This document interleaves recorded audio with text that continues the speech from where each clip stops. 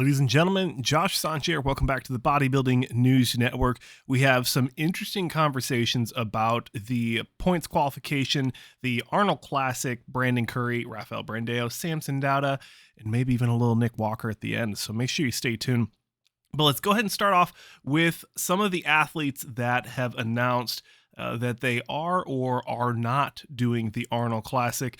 Of course, we will talk about in depth the Arnold Classic athlete list soon, actually in the next video, so stay tuned for that.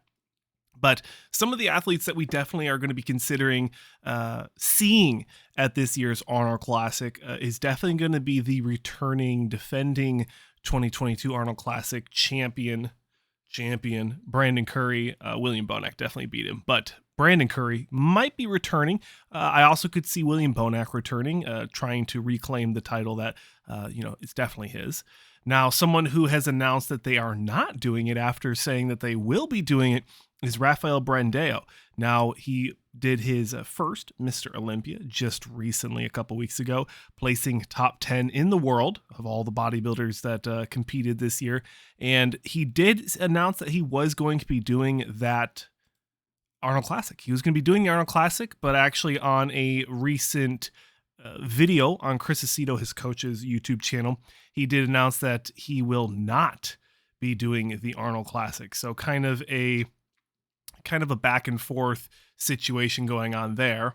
And even some more information coming out on the Brazil Bodybuilding News Instagram. It is the BBN, not BNN. A cool channel, though, covers a lot of stuff, all things Brazilian bodybuilding, so I want to make sure I plug them.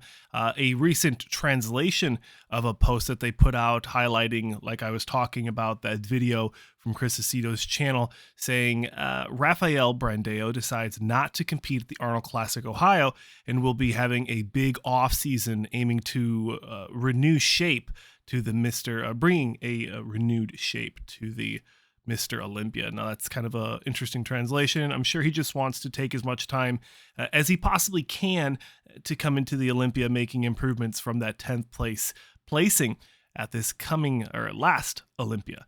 Now, it's also important to highlight that if he is not going to do the Arnold Ohio in March, there's a good chance that he's not going to be doing the Arnold Brazil in April. If you do not know, he won last year's Arnold Brazil, and the show is going to be returning to Sao Paulo, Brazil.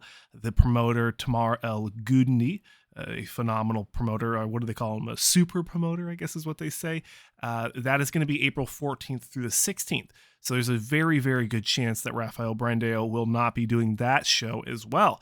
Now, some of the shows that we could expect him to do, maybe, if you don't know, the Mr. Olympia is returning to Orlando, as we talked about in last few videos in November. So we're going to have a lot of opportunities for him to qualify. The Tampa is going to be in August. The Texas Pro is going to be in August.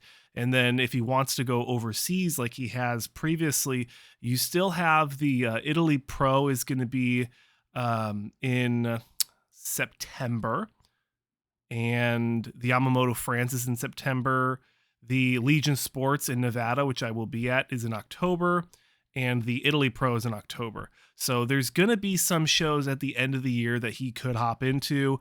Also in, it looks like July, the Vancouver and the Chicago Pro and the Europa Spain are also in July, to include the Orlando Pro as well. And then before that, he probably won't do the Toronto, the Puerto Rico, which is going to be in June. I wouldn't expect him to do those shows because they're just a little too close to the start of his prep. So he's going to want to take as much time as possible to make those improvements, like he said, with him and his coach, Chris Aceto.